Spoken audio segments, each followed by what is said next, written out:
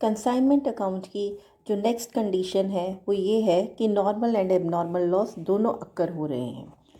ये ट्रांजिट में भी हो सकते हैं या इनमें से कोई भी लॉस कंसाइनी के पास पहुंचने के बाद भी हो सकता है। तो पहले हम क्वेश्चन करेंगे जब दोनों ही ट्रांजिट में अक्कर हो रहे हैं, जब कंसाइनर कंसाइनी को अपनी गुड्स को सेंड कर रहा है। तो इसमें एक एग्जाम्पल जो आपके पास कोट किया गया वो एग्जाम्पल क्या है? A who deals in fodder sends 50 tons of fodder costing rupees 12 lakh 50,000 to his consignee B। A जो है वो चारा भेज रहा है 500 टन का और जिसकी कॉस्टिंग है 12,50,000 और कंसाइनी है B। उस केस में वो एक्सपेंस कर रहा है 14,725 के, जिसमें 20 tons fodder were stolen in transit. रास्ते में 20 टन का चोरी हो गया और बी को डिलीवरी मिली है 475 टन्स की, जिसमें से बी ने 450 टन्स सेल कर दिया है। Calculate the value of abnormal loss and stock. तो ऐसे में एबनॉर्मल लॉस एंड स्टॉक का कैलकुलेट करना है। अब हमने चेक करना है, जब भी कभी ये क्वेश्चंस इस तरह के आते हैं इलस्ट्रेशन कि इसमें कौन सा लॉस एग्जिस्ट कर रहा है। क्या नॉर्मल लॉस है, क्या इसमें एबनॉर्मल लॉस है, या दोनों ही लॉस एग्जिस्ट कर रहे हैं। तो हम अगर क्वेश्चन में देखें तो क्या पता चल रहा है हमें कि 500 टन्स चला है, जिसमें से 20 टन्स का रास्ते में एबनॉर्मल लॉस हुआ कि वो स्टॉल कर दिया गया, चोरी हो गया है। तो बनता है बाकी बैलेंस 480 टन्स, राइट। 480 टन्स बनता है, ठीक है। अब ऐसे केस में जब 480 टन्स बन रहा है तो क्या होगा आप बताइए। 480 टन्स है, बट जो कंसाइनी है उसे कितना मिल रहा है? कंसाइनी को 475 टन्स मिल रहा है। 475। इसका मतलब जब 20 का नुकसान रास्ते में हुआ तो ये होना चाहिए 480, बट वो रिसीव कितना कर रहा है? 475। इसका मतलब 5 टन्स जो इन दोनों का डिफरेंस है वो भी रास्ते में लॉस हो गया है। और वो कौन सा है? नॉर्मल लॉस, जिसके बारे में क्वेश्चन में नहीं गिवन है। और आपको ये भी पता है कि नॉर्मल लॉस का किसी भी तरह से इंश्योरेंस कंपनी भरपाई नहीं करती है। अब रही बात कि नॉर्मल लॉस पहले आता है या एबनॉर्मल लॉस। यदि ट्रांजिट में दोनों लॉसेस हुए हैं और किसी भी तरह का कोई इन्फॉर्मेशन इलस्ट्रेशन में नहीं दिया, क्वेश्चन में नहीं दिया, तो हम ये मानेंगे कि नॉर्मल लॉस पहले हुआ है और एबनॉर्मल लॉस बाद में हुआ है। तो इसका किस तरह से हम इलस्ट्रेशन को करेंगे, ये देखिए। सबसे पहले हमने एबनॉर्मल लॉस का कैलकुलेशन करना है, जिसमें 20 टन्स का लॉस है। आपको पता है कि 20 टन्स का हमने ऑन कॉस्ट प्राइस करना है। तो जो 500 टन्स हैं उसका कॉस्ट है 12,50,000। तो अगर हम इसे 500 से डिवाइड कर देंगे 12,50,000 को, तो पर यूनिट कॉस्ट आ जाएगी और उसे मल्टीप्लाई कर दिया जाएगा 20 से। अभी 20 से हम इसे मल्टीप्लाई नहीं करेंगे। क्यों नहीं करेंगे? क्योंकि इसमें अभी नॉर्मल लॉस भी है। तो क्या किया जाएगा, क्या कंडीशन में है, तो उसके हिसाब से क्या करेंगे, हम सीधा 500 में से 5 जो कि नॉर्मल लॉस है वो माइनस कर देंगे। क्योंकि नॉर्मल लॉस का कॉस्ट का कैलकुलेशन नहीं करना, वो सीधा जितनी भी अमाउंट की जितनी भी क्वांटिटी सेंड की गई है उसमें से माइनस हो जाएगा, तो बच जाएगा 495। तो 495 की कॉस्ट कितनी आ रही है? That is equal to 12,50,000। ये आपको पहले भी बताया है। ऐड कर दिए जाएंगे उसमें एक्सपेंसेस। डायरेक्ट एक्सपेंस कितने हैं? 14,725 जो कंसाइनर ने किए हैं, और इसको ऐड करके वो टोटल कॉस्ट बन जाएगी 400 कितने की? 495 यूनिट्स की। तो 495 यूनिट्स की कॉस्ट है के बेस पर हम कैलकुलेट करेंगे।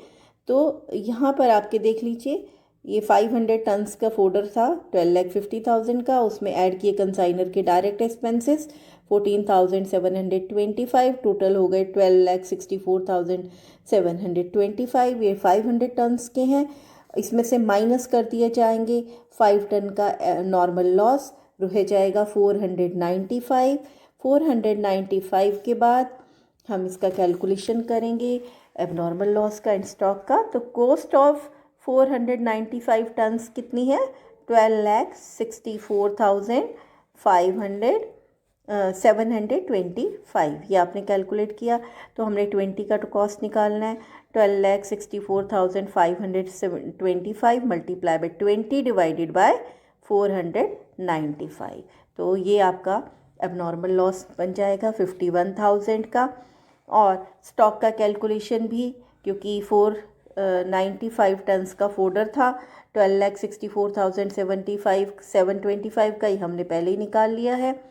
1 टन का फोल्डर है, 1 टन फोल्डर का रेट आएगा 12,64,725 divided by 495।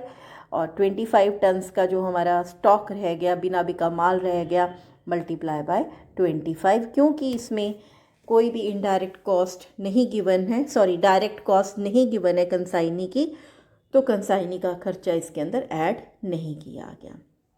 Now we are coming a very important illustration number 13 में बताया गया है कि Vansh of Calcutta send 5,000 kg of ghee to Parveen. Vansh है कैलकाटा का, वो परवीन को 5,000 किलो का घी भेज रहा है और उसका रेट है 62 रुपीज़ 40 पैसा। वंश ने 2500 कैरेज का पे किया, 2000 फ्रेट का, 1500 इंश्योरेंस का, ये सारा डायरेक्ट एक्सपेंस है कंसाइनर का। और परवीन को जो डिलीवरी मिली है 4500 kg की, चला था 5000, मिला उसे 4500 किलो। इसका मतलब 500 किलो का रास्ते में क्या हुआ? लॉस हुआ है, जिसमें बताया है 300 kilo of ghee was stolen in transit and insurance company accepted a claim of ₹5000। इसका मतलब जब 5000 चला है और 5,000 उसमें से मूव हुआ है 5,000, ठीक है, और उसमें से 4500 ही उसे मिला है, तो 500 का लॉस हुआ, 500 kg का। 500 kg में से 300 kg कैसे हैं? एबनॉर्मल लॉस के, जिसका को पूरा किया है इंश्योरेंस कंपनी ने। तो इसका मतलब 200 kg का रास्ते में क्या हुआ है? नॉर्मल लॉस हुआ, ठीक है। तो 200 kg हम मानेंगे कि नॉर्मल लॉस है। तो अब जब क्वेश्चन किया जाएगा और कॉस्ट को कैलकुलेट किया जाएगा, तो वो कॉस्ट कितने की होगी? अब 5,000 kg चला है, जिसमें से 200 kg का नॉर्मल लॉस हुआ, तो बाकी रह गए 4800 kg। 4800 kg की टोटल कॉस्ट मानी जाएगी जो भी आप ले रहे हैं। क्लियर? तो हम इसके बेस पे अब कैसे क्वेश्चन करेंगे और नॉर्मल लॉस को और एबनॉर्मल लॉस को कैलकुलेट किया जाएगा, तो हम और स्टॉक को कैलकुलेट किया जाएगा। तो सबसे पहले हम इसमें कंसाइनमेंट अकाउंट उसी तरह से बनाएंगे जिसमें हम गुड्स सेंट ऑन कंसाइनमेंट कर रहे हैं। 5,000 मल्टीप्लाई बाय 62 रुपीज़ 40 पैसा, 3,12,000। एक्सपेंस पे किए उसने 6,000 के, और परवीन के डायरेक्ट एक्सपेंसेस हैं जो उसने किए हैं, ऑक्ट्रॉय का 2250 का किया है, और सेल की है उसने 4500 की at the rate of rupees. ये आपकी क्वेश्चन में गिवन ही है। तो हमने जो सेल है 3,20,000 की परवीन ने सेल की है, तो बाय परवीन। अब इसके अलावा हमने एबनॉर्मल लॉस को कैलकुलेट करना है 300 kg का। तो 4,800 kg का लॉस माना जाएगा, कॉस्ट मानी जाएगी, उसके बेस पर हम एबनॉर्मल लॉस उसी प्रकार से कैलकुलेट करेंगे और स्टॉक का भी कैलकुलेशन किया जाएगा। तो एबनॉर्मल लॉस हमारा 19,875 का कैलकुलेट हुआ है। ये कैसे कैलकुलेट हुआ है ये आपके पास नोट्स में गिवन है, ये हम बता रहे हैं अभी किस तरह से किया है। जैसे आपने 5,000 kg घी का 62.40 के हिसाब से कॉस्ट निकाली, ठीक है। तो जब कॉस्ट निकाली है तो देख लीजिए कॉस्ट बनी 3,12,000 की, जिसमें आप कंसाइनर का एक्सपेंस डायरेक्ट ऐड कर रहे हैं, तो उसमें डायरेक्ट एक्सपेंस ऐड किया, टोटल कॉस्ट बनी आपकी 3,18,000 की, राइट। अब 200 kg का जो नॉर्मल लॉस हुआ उसे डायरेक्ट माइनस किया, तो अब रह गया 4,800 kg का घी। 4,800 kg के घी के बेस पर हम ये कैलकुलेट करेंगे 3,18,000 जो कॉस्ट बनी है। तो एबनॉर्मल लॉस कितना हुआ? 3,18,000, ठीक है। कितना बना? 3,18,000 है 4,800 का, ठीक है, ये आप कैलकुलेट कर लेंगे। 3,18,000 है 4,800 का, तो 300 के लॉस की कैलकुलेशन क्या होगी ये हम कैलकुलेट कर लेंगे। तो एबनॉर्मल लॉस हमारा कैलकुलेट होता है 19,875। अब क्लोजिंग स्टॉक को जब कैलकुलेट करते हैं तो क्लोजिंग स्टॉक को 500 kg के घी के हिसाब से नहीं करेंगे, फिर अगेन वो 4,800 kg घी हो जाएगा, तो उसके हिसाब से करेंगे। तो आप टोटल भी ले सकते हैं। 3,12,000 की कॉस्ट बन रही है 4,800 के बेस पर। फिर 6,000 का कंसाइनर का प्रोपोर्शनेट एक्सपेंस का कैलकुलेशन होगा। 6,000 डिवाइडेड बाय 4,800 मल्टीप्लाई बाय 500 जो अनसोल्ड स्टॉक रह गया है। और कंसाइनी का एक्सपेंस, क्योंकि कंसाइनी ने भी डायरेक्ट एक्सपेंस किया है, ऑक्ट्रॉय पे की है 22,150 की, डिवाइडेड बाय 4,500 मल्टीप्लाई बाय 500।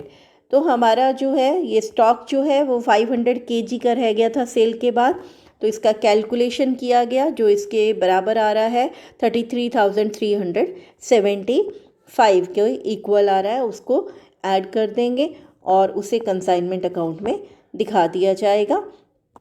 33,000 ये हमने ये शो कर दिया स्टॉक को, और उसके बाद कमीशन भी हमने सेल पर निकाल ली है और बैलेंस किया। बैलेंस करके आपने प्रॉफिट एंड लॉस में शो किया कि कंसाइनर को कितना प्रॉफिट हुआ। इट इज़ 27,400 का इसमें प्रॉफिट हुआ है। इसके अलावा goods Saint on consignment account आपके सामने बना हुआ है, तो 3,12,000 का कंसाइनमेंट का था, तो यहाँ लिखा आपने बाय कंसाइनमेंट, ठीक है, कंसाइनमेंट भी लिखना है 3,12,000 एंड टू ट्रेडिंग, बाद में एंड में लास्ट में चला जाता है टू ट्रेडिंग अकाउंट में। Abnormal loss account to consignment account, insurance company से 5,000 रिसीव हुआ, तो बाकी क्या हुआ, लॉस हुआ, वो P&L में आपका ट्रांसफ़र कर दिया गया। देन आपका कंसाइनी अकाउंट है। कंसाइनी अकाउंट जो आपको बनाना ही है कंसाइनर की बुक्स में। किस प्रकार बनाया, कंसाइनी अकाउंट परवीन है, consignee Parveen account debit to consignment account. 3,20,000 की उसने सेल की है, जिसमें से उसके खर्चे हैं 22,500 के, कमीशन है उसका बाय कंसाइनमेंट कमीशन का 25,600, और बाकी जो बैलेंस है वो उसे कंसाइनर को मिलेगा परवीन से, तो बाय कैश अकाउंट। तो बैलेंसिंग फिगर है ये हमारा 2,92,000 समथिंग है 150, ठीक है। तो ये हमारा इस तरह से कंसाइनी का अकाउंट बन जाएगा कंसाइनर के बुक्स में। तो 3 अकाउंट्स जो बहुत इंपॉर्टेंट है वो आपके बनाने बहुत ज़रूरी है, वो है कंसाइनमेंट अकाउंट, कंसाइनर की बुक्स में कंसाइनी का अकाउंट, और कंसाइनी की बुक्स में कंसाइनर का अकाउंट, और कंसाइनर की बुक्स में अगर एबनॉर्मल लॉस का इंश्योरेंस भी है तो एबनॉर्मल लॉस आप बना सकते हैं, अकाउंट बना सकते हैं। So this is all about illustration number